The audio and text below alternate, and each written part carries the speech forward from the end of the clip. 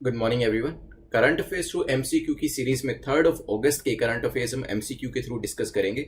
This is brief introduction about me. My name is Prince Luthra, all India rank 577। और हम शुरुआत करेंगे अपने लेक्चर की एक कोटेशन के साथ। It's a slow process but quitting won't speed it up. ये जो पूरा प्रोसेस है, अब यूपीएससी के अंदर से अगर अप्लाई करें, जो यूपीएससी का पूरा प्रोसेस है प्रिपरेशन का, काफी स्लो है। वो काफी टाइम लगता है। आपको पता है कि प्रीलिम्स की स्टेज होती है, फिर मेंस की स्टेज होती है और फिर इंटरव्यू की स्टेज होती है। और बहुत बार ऐसे भी होता है कि आप प्रीलिम्स पास कर लेते हैं, मेंस पास कर लेते हैं, इंटरव्यू पे पहुंचते हैं और यहाँ पे अगर रह जाता है तो दोबारा से आपको शुरू करना पड़ता है। नंबर ऑफ अटेम्प्ट्स भी इसके अंदर काफी सारे लग सकते हैं। तो yes, it's a slow process, but अगर आप क्विट कर देंगे उससे ये जो प्रोसेस है वो स्पीड अप तो होने वाला नहीं है।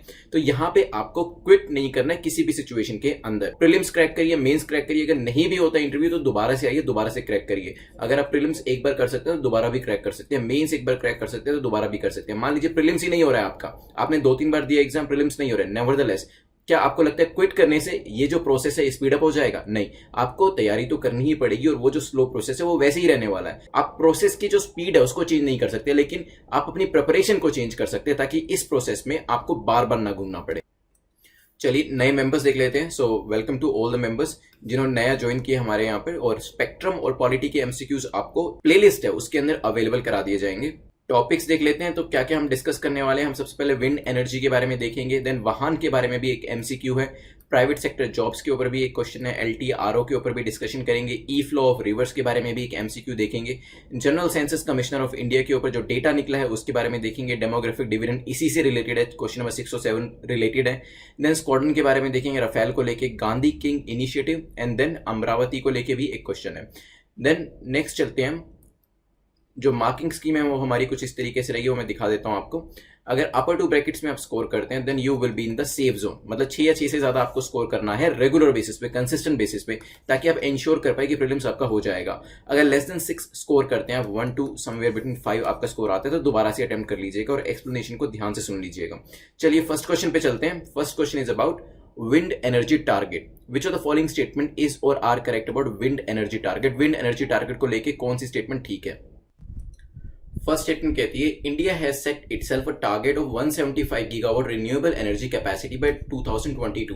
तो 2022 तक हम लोगों ने 175 गीगावाट का जो रिन्यूएबल एनर्जी का टारगेट है वो बनाया है। हो सकता है the target will include 60 gigawatt of solar power. इसके अंदर 60 गीगावाट की सोलर पावर जो है वो इंक्लूडेड है और 100 गीगावाट की विंड पावर जो है वो इंक्लूडेड है। सोचिए क्या आंसर होगा तीनों स्टेटमेंट में से कौन सी करेक्ट है, फिर डिस्कस करते हैं। तो अभी recently solar energy corporation of India limited SECI, जो कि एक सेंट्रल पब्लिक सेक्टर अंडरटेकिंग है, वो न्यूज में थी। और यहां पर ये बेसिकली किसके एडमिनिस्ट्रेटिव कंट्रोल में आती है? MNRE, ministry of new and renewable energy. इस वजह से ये न्यूज में थी और यहाँ पे इस वजह से हमने विंड एनर्जी को लेकर क्वेश्चन बनाया। अगर बात करी जाए तो यहाँ पे टोटल रिन्यूएबल एनर्जी का जो टारगेट है वो 175 गीगावाट है, बिल्कुल ठीक है। और इसको यहाँ पे हमने 2 पार्ट्स में डिवाइड किए, 60 एंड 100। 60 गीगावाट जो है वो आनी चाहिए हमारी विंड से और 100 जो है वो सोलर से। तो पहली स्टेटमेंट तो हो जाती है ठीक, लेकिन सेकंड और थर्ड स्टेटमेंट हमारी स्वैप करी हुई है, गलत हो जाएगी। आंसर आपका होगा A will be the correct answer. कुछ और चीजें देख लेते हैं यहाँ पे। तो यहाँ पे 170 गीगावाट जो है 2022 तक लेके आनी है सोलर पावर, 100 गीगावाट रहेगी और 60 गीगावाट इसके अंदर विंड पावर रहेगी। ध्यान रखिएगा ये टारगेट्स इंपॉर्टेंट है। मेंस के अंदर भी अगर रिन्यूएबल एनर्जी पे क्वेश्चन आता है तो आप ये टारगेट्स साइड कर सकते हैं। इंटरव्यू में भी अगर पूछा जाता है रिन्यूएबल एनर्जी के फ्यूचर के बारे में इंडिया को लेके, तो आप ये टारगेट्स बता सकते हैं। चलते हैं नेक्स्ट क्वेश्चन के ऊपर, जो कि वाहन को लेके पूछा गया। वाहन को लेके कौन सी स्टेटमेंट करेक्ट है? पहली कहती है it's a central depository of store vehicle data setup by ministry of road and transport highway. तो ये एक सेंट्रल डिपॉजिटरी है जिसके अंदर व्हीकल का डेटा स्टोर किया जाता है और ministry of road and transport ने इसे बनाया है। हो सकता है Vahan is the national vehicle registry which intends to collect all the information available with road transport authorities for easy access of citizens and regulators. तो बेसिकली जो इंफॉर्मेशन है कंसर्निंग व्हीकल्स, इस पूरे को एक जगह पे लेके आया जाएगा और सिटीजंस यूज कर पाएंगे इसे और साथ में जो रेगुलेटर्स है वो यूज कर पाएंगे। सोचिए क्या आंसर होगा, फिर डिस्कस करते हैं। चलिए तो यहाँ पे पहली जो स्टेटमेंट है सेंट्रल डिपॉजिटरी बनाई जा रही है, तो बिल्कुल ठीक है, ministry of road and transport इसे बना रहा है, तो फर्स्ट स्टेटमेंट तो आपकी करेक्ट हो जाती है। सेकंड की बात करें तो यस, व्हीकल का जो नंबर्स होते हैं, व्हीकल के रजिस्ट्रेशन नंबर्स होते हैं, साथ में इसके चेसी नंबर होते हैं, इंजन नंबर, इसका कलर, बॉडी, फ्यूल टाइप क्या है, मैन्युफैक्चरर कौन है, मॉडल कौन सा है, ये सारी इंफॉर्मेशन जो है वाहन के अंदर रिकॉर्ड करके रखी जाएगी, ताकि सिटीजन तो इसको यूज कर ही पाए, साथ में रेगुलेटर्स जो है वो भी इसका इस्तेमाल कर पाए। तो बेसिकली एक तरीके से पोर्टल रहेगा जहां पर व्हीकल से रिलेटेड जितनी भी जानकारी होगी, उसके रजिस्ट्रेशन नंबर से लेके उसके कलर तक, वो सारी इसके अंदर रजिस्टर करी होगी। तो आंसर आपका हो जाएगा C is the correct answer. चलते हैं नेक्स्ट क्वेश्चन के ऊपर, which is question number 3। Which of the following state cabinet has cleared a proposal to draft an ordinance for reserving 75% private sector job for resident of the state. तो कौन सी अभी state ने ऐसा एक provision जो ordinance लाने की बात करी है, एक ड्राफ्ट जो प्रपोजल है वो बनाया, ताकि 75% प्राइवेट सेक्टर की जो जॉब्स है वहीं रहने वाले, उसी स्टेट में रहने वाले लोगों को दी जा सके। क्या तेलंगाना ने ऐसा किया है, उत्तर प्रदेश ने, हरियाणा ने, मध्य प्रदेश ने? सोचिए क्या आंसर होगा, फिर डिस्कस करते हैं।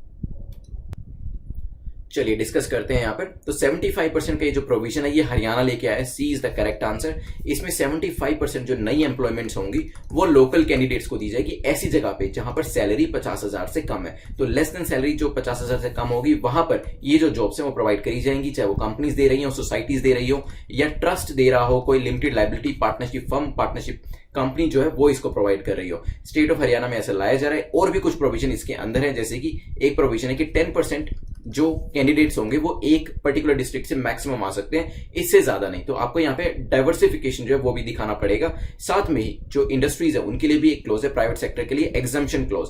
मान लीजिए कि आपको एक सूटेबल कैंडिडेट नहीं मिलता है किसी पोस्ट के लिए, तो वहां पर अगर लोकल कैंडिडेट से आपको एक सूटेबल कैंडिडेट नहीं मिलता है तो एग्जम्पशन क्लॉज जो है आप उसको भी अप्लाई कर सकते हैं। तो ऐसा जरूरी नहीं है कि आपको वहीं से कैंडिडेट लेना है, अगर एज पर स्किल आपकी रिक्वायरमेंट पूरी हो रही है तो ठीक है, नहीं तो आप एग्जम्पशन क्लॉज को यूज कर सकते हैं। Last year Andhra Pradesh bill भी इसी चीज को लेकर था, जहां पर 75% रिजर्वेशन देने की बात करी गई थी प्राइवेट सेक्टर के अंदर उसी स्टेट में रहने वाले लोगों को। तो यहां पे हरियाणा ने भी उसी तरीके का जो स्टेप है वो लेने की यहां पे कोशिश करी है। लेकिन लास्ट ईयर जो आंध्र प्रदेश बिल जो इंट्रोड्यूस किया गया था उसके अगेंस्ट में काफी सारी ऑब्जेक्शंस जो थी वो रेज करी गई थी कि आर्टिकल 14 जो इक्वालिटी बिफोर लॉ देता है ये इससे वायलेट हो रहा है। At the same time article 19(1)(g जो है, जो प्रोटेक्शन करता है for practices of certain profession और to carry on occupation, trade and business, उसके भी वायलेशन की बात करी गई थी। तो यहाँ पे ये जो आर्टिकल्स हैं मेंस के हिसाब से इंपॉर्टेंट हो जाते हैं। अगर क्वेश्चन पूछा जाता है कि अगर कोई भी स्टेट 75% या कितने भी परसेंटेज का जो कोटा है वो अपने यहाँ पे रहने वाले लोगों को, अपने स्टेट के लोगों को देता है, तो क्या ये कॉन्स्टिट्यूशनली वैलिड है? तो वहां पर आपको प्लस माइनस में पॉइंट्स लिखने पड़ेंगे और आर्टिकल 14 एंड आर्टिकल 19(1)(g को भी मेंशन करना बहुत जरूरी हो जाएगा। वहां पे आप हरियाणा का केस स्टडी तो लेंगे ही और साथ में ही आंध्र प्रदेश की केस स्टडी भी वहां पर उठाएंगे। तो इस तरीके से आप मेंस के आंसर लिखते हैं, जो करंट अफेयर्स में न्यूज हम डिस्कस करते हैं, इस तरीके से ही क्वेश्चन आएंगे। स्ट्रेट अवे ऐसा क्वेश्चन नहीं आएगा कि ये ठीक है कि नहीं है, आपको पूरा एनालाइज करके वहां पे दिखाना पड़ेगा और वहां पर इन क्लॉजेस को, इन आर्टिकल्स को लिखना बिल्कुल जरूरी हो जाएगा। चलिए नेक्स्ट क्वेश्चन पे चलते हैं, विच इज क्वेश्चन नंबर 4, जो कि LTRO के बारे में है। पूछा गया कि LTRO के बारे में कौन सी स्टेटमेंट करेक्ट है, कौन सी इनकरेक्ट है। आपको पता है this is long term repo operation. यहां पे दो स्टेटमेंट्स दी गई हैं। पहली कहती है it is introduce by finance ministry, LTRO जो है फाइनेंस मिनिस्ट्री ने इंट्रोड्यूस किया है। सेकंड कहती है it assures banks about the availability of durable liquidity eight reasonable cost, मतलब बैंक्स को ये एश्योर करता है कि हमारे पास लिक्विडिटी जो है वो अवेलेबल है और वो भी रीजनेबल कॉस्ट पे अवेलेबल है relative to prevailing market condition. Market की कंडीशन कैसी भी हो, लेकिन आपको जो लिक्विडिटी अवेलेबल कराई जाएगी वो रीजनेबल कॉस्ट पे कराई जाएगी। सोचिए क्या आंसर होगा इसका, फिर डिस्कस करते हैं। चलिए तो यहाँ पे LTRO के बारे में डिस्कस करते हैं। Is it introduce by finance ministry, कैसे फाइनेंस मिनिस्ट्री ने इंट्रोड्यूस किया? Now this statement is incorrect because it is introduce by RBI। और जो सेकंड स्टेटमेंट है वो बिल्कुल ठीक है। यहाँ पे बैंक्स को एश्योर किया जाता है कि जो आपके पास जो लिक्विडिटी है उसको हम अवेलेबल कराएंगे at a reasonable cost, market की प्रिवेलिंग कंडीशन कैसे भी हो। तो पहली स्टेटमेंट इनकरेक्ट है, सेकंड करेक्ट है, B is the correct answer. आप मुझे कमेंट सेक्शन में बताइएगा, LTRO को एक्सप्लेन करिएगा कि ये यूज किस लिए करी जाती है विद इन सिंगल लाइन। इसको कोशिश करिएगा सिंगल लाइन में आप एक्सप्लेन करने की कि LTRO को एज अ मेजर यूज किस लिए किया जाता है। चलते हैं नेक्स्ट क्वेश्चन के ऊपर, which is question number 5। Question number 5 जो है ई फ्लो ऑफ रिवर्स के बारे में बात कर रहा है। पूछा विच of the following state government has recently fixed the minimum E flow of reverse. तो कौन सी स्टेट गवर्नमेंट ने अभी recently minimum E flow of reverse को फिक्स किया है? क्या हरियाणा ने किया है, पंजाब ने, उत्तराखंड, उत्तर प्रदेश? सोचिए क्या आंसर होगा, फिर इसको देखेंगे कि है क्या। चलिए देखिए ई फ्लो होता क्या है। E flow is the minimum flow. E flow वो मिनिमम फ्लो होता है जो रिक्वायर होता है किस चीज के लिए? To maintain river in the desired environment state. E flow जो है वो मिनिमम लिमिट ऑफ फ्लो होता है जो किस चीज के लिए रिक्वायर होता है? रिवर जो है एक अपने डिजायर्ड एनवायरमेंटल स्टेट में रहे, मतलब जो रिवर है वो एक तरीके से हेल्दी स्टेट में रहे, उस चीज को मेंटेन करने के लिए जो मिनिमम लिमिट ऑफ फ्लो होता है उसे ई फ्लो कहते हैं। अभी तक बात करी जाए, सिर्फ गंगा रिवर एक ऐसी रिवर थी जिसका ई फ्लो जो था वो फिक्स किया गया था। 2018 में मिनिस्ट्री ऑफ जल शक्ति ने एक नोटिफिकेशन किया था और ई फ्लो जो था इसका फिक्स कर दिया था, ताकि ये जो रिवर है वो एक अच्छी हेल्दी कंडीशन में रहे, एक अच्छे एनवायरमेंटल स्टेट में रहे। अभी उत्तर प्रदेश ने रिसेंटली कहा है कि देखिए, हो सकता है यहाँ पे जो गंगा रिवर के साथ किया गया था इसके रिजल्ट्स काफी अच्छे मिले, तो यहाँ पे बाकी रिवर्स के लिए भी ऐसा करने की कोशिश करी गई है, जिसमें अभी रिसेंटली सरयू को इंक्लूड किया गया है। सरयू के अलावा हिंदौन, देन रामगंगा, देन इसके अलावा Betwa, Ghaggar and Rapti, in reverse के भी ई फ्लो जो है वो अब फिक्स करे जाएंगे, ताकि इनको भी एक अच्छे एनवायरमेंटल स्टेट में मेंटेन किया जा सके। कर कौन सा रहा है स्टेट ऐसा? D, Uttar Pradesh is the correct answer. चलते हैं नेक्स्ट क्वेश्चन के ऊपर। Next question is question number 6। Which of the following state has highest under 5 mortality as per Registrar General and Census Commissioner of India? अभी recently registrar general central commission of India का data निकला है, जिसमें under 5 deaths के बारे में बताया है, डेमोग्राफिक डिविडेंड के बारे में बताया। बहुत अच्छी अच्छी जानकारी उसके अंदर निकल के आई है, ताकि हम स्टेट्स को कंपेयर कर सकें और जहां पर प्रॉब्लम्स है, जैसे कि इस क्वेश्चन के अंदर हम देख रहे हैं कि एक प्रॉब्लम है एक पर्टिकुलर स्टेट के अंदर, वहां पे उस पर ध्यान दिया जा सके। एट द सेम टाइम कुछ अच्छी चीजें निकली हैं कि डेमोग्राफिक डिविडेंड किस स्टेट में अच्छा है, ताकि हम उस चीज को कैपिटलाइज कर सके। तो ये जो इन्फॉर्मेशन, जो डेटा होता है वो काफी इंपॉर्टेंट होता है हमारे लिए, क्योंकि एज अ सिविल सर्वेंट आपको आगे इसी डेटा को यूज करके अपने डिस्ट्रिक्ट के अंदर कुछ ना कुछ ऐसे इनिशिएटिव लेने होते हैं, ताकि अगर डेटा जो है आपके डिस्ट्रिक्ट का ज्यादा हो रहा है, इंक्रीज हो रहा है, तो उसको आप एक पर्टिकुलर लेवल पे लेके आ पाए, अगर वहां पे ज्यादा डेटा को अच्छा नहीं माना जाता है। तो यहाँ पे कौन सा ऐसा स्टेट है, हमने पहले भी इसको डिस्कस किया था, क्या वो उत्तर प्रदेश है, मध्य प्रदेश है, छत्तीसगढ़ है, बिहार है? सोचिए क्या आंसर होगा, फिर इसको डिस्कस करेंगे।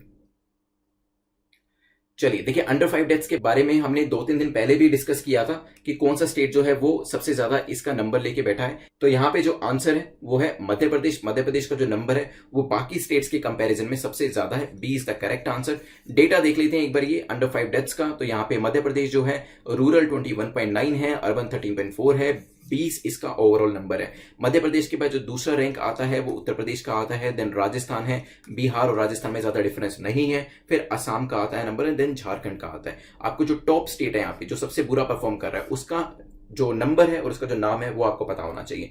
मध्य प्रदेश के पास हाईएस्ट अंडर 5 मोर्टेलिटी रेट है। और अगर बात करी जाए कि ये नंबर सबसे कम कहां पर है, तो ये नंबर सबसे कम है केरला के अंदर। जैसे यहाँ पे 20% रिस्पॉन्सिबल मध्य प्रदेश के अंदर जो नंबर है वो 20% है। अगर टोटल डेथ्स होती है तो उसमें से 20% जो है वो death 0 to 4 years of age के अंदर हो जाती है। यहाँ पे केरला का जो नंबर है दैट इज जस्ट 2%। तो यहाँ पे एक स्टेट जो है दूसरे स्टेट से सीख सकता है कि ऐसे क्या स्टेप्स ले रहा है दूसरा स्टेट कि वो इतना अच्छा परफॉर्म कर रहा है, ताकि हम भी वो स्टेप्स लेकर जो अपने स्टेट की परफॉर्मेंस है उसे इंप्रूव कर सके।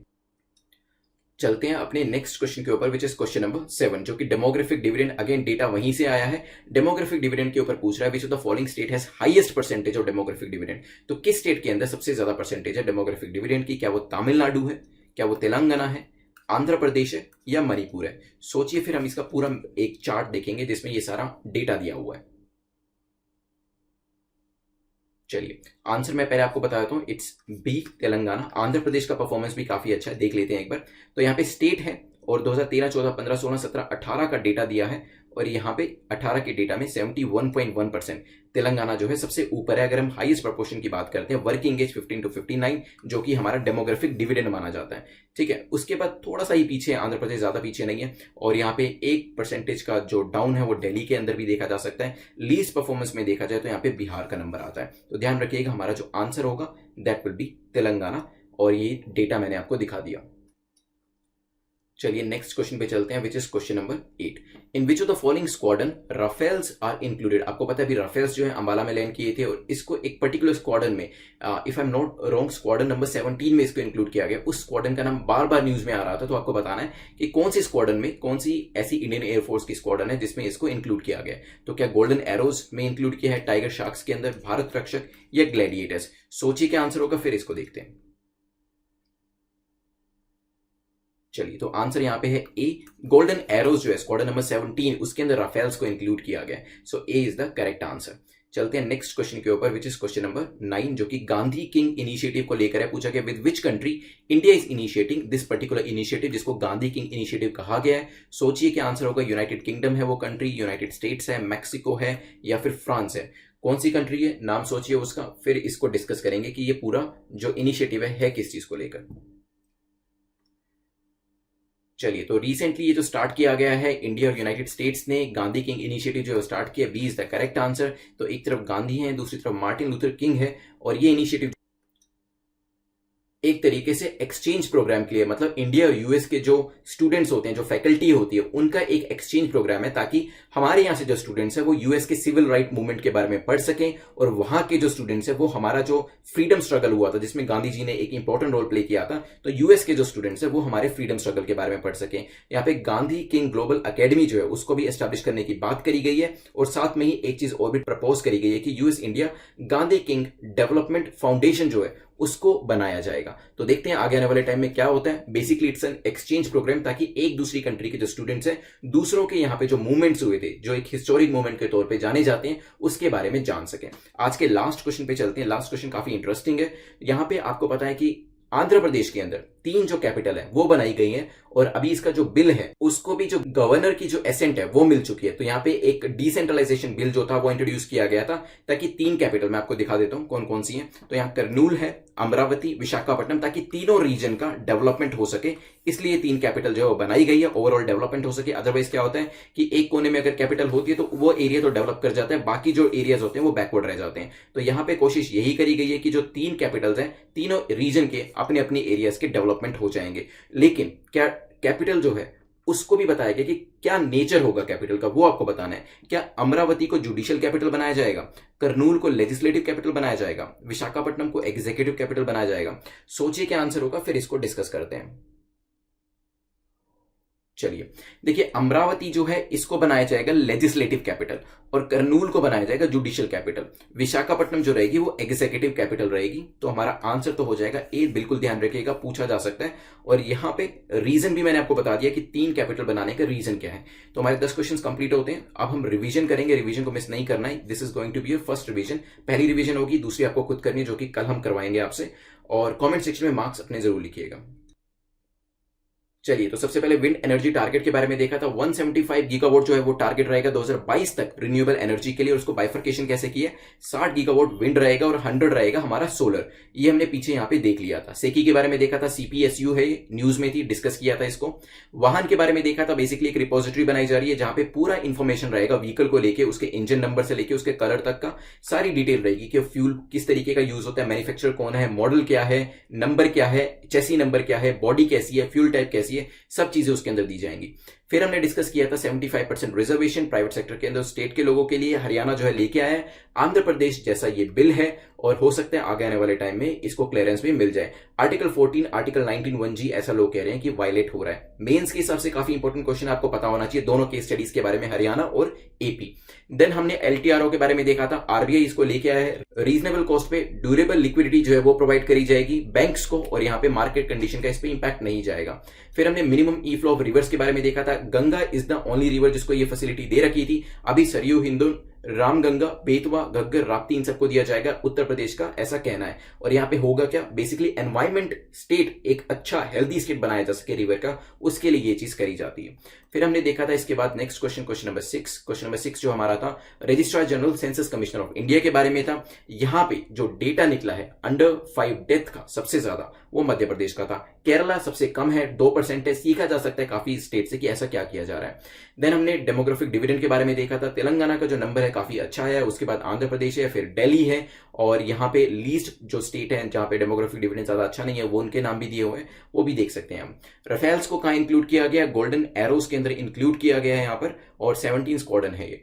फिर गांधी किंग इनिशिएटिव के बारे में देखा था। इट्स एन एक्सचेंज प्रोग्राम जो इंडिया यूनाइटेड स्टेट्स के साथ स्टार्ट कर रहा है, और यहां पर हमारे स्टूडेंट्स जाके उनके सिविल मूवमेंट को, जो यूएस सिविल राइट मूवमेंट था उसको पढ़ेंगे। वहां के स्टूडेंट यहां आके हमारे फ्रीडम स्ट्रगल के बारे में पढ़ेंगे। गांधी किंग ग्लोबल अकेडमी जो है वो भी शुरू करी जा सकती है, और इसके अंदर US, India, Gandhi king development foundation की भी बात करी गई है कि इसको भी एस्टैब्लिश किया जाएगा, प्रपोजल है बेसिकली। फिर हमने देखा था डिफरेंट कैपिटल्स के बारे में, 3 डिफरेंट कैपिटल्स हमने देखा था यहाँ पे मैप के ऊपर, आंध्र प्रदेश की 3 अलग अलग रीजन के अंदर 3 अलग अलग कैपिटल, ताकि ओवरऑल डेवलपमेंट जो है वो रीजन्स का हो सके। फिर यहाँ पे हमने देखा था कि किस कैपिटल को किस नाम से जाना जाएगा, तो अमरावती जो है वो लेजिस्लेटिव कैपिटल बनेगी, Kurnool judicial capital, Visakhapatnam executive capital, ये भी ध्यान रखिएगा। 10 क्वेश्चन हमारे कंप्लीट होते हैं। कमेंट सेक्शन में मार्क्स लिख दीजिएगा आपने कितना आपने स्कोर किया है। क्वेश्चन ऑफ द डे देख लेते हैं एक बार। बीवीआर मिसाइल, आपको उसका नाम बताना है, जो कि राफेल के बारे में हमने पढ़ी थी कि राफेल के ऊपर माउंट किया जा सकता है। आपको मैंने ये भी बताया था कि बियॉन्ड विजुअल रेंज मिसाइल जो होती है, कारगिल के अंदर हमें विक्ट्री दिलाने में इसका एक बहुत ही इंपॉर्टेंट रोल था, और आगे आने वाले टाइम में भी ये एक अच्छी डेटरेंट साबित हो सकती है। नाम क्या था जिसको राफेल के ऊपर माउंट किया जाएगा? लास्ट टाइम जो क्वेश्चन पूछा था उसको करेक्ट आंसर दिया है माइक अल्फा ने। माइक आप हमें मेल करके बता दीजिएगा कि आपको पीडीएफ हिंदी में चाहिए या इंग्लिश में। इसके अलावा कमेंट सेक्शन में अपने मार्क्स लिख ही दीजिएगा। अगर लेस देन 6 स्कोर किया तो दोबारा से अटेम्प्ट करना जरूरी है। अगर 6 और इसके बराबर आपके ज्यादा मार्क्स आए तो आपकी परफॉर्मेंस अच्छी है। कंसिस्टेंट बेसिस पे 6 या इससे ज्यादा स्कोर करते रहिए। कोई भी आपका डाउट है एग्जाम को लेकर, टेलीग्राम पे आप मुझे कांटेक्ट कर सकते हैं और जो आपका डाउट है उसे रिड्रेस करा सकते हैं। You can subscribe this channel, bell icon को प्रेस कर दीजिएगा ताकि आपको नोटिफिकेशन जो है वो टाइम टू टाइम मिलते रहें।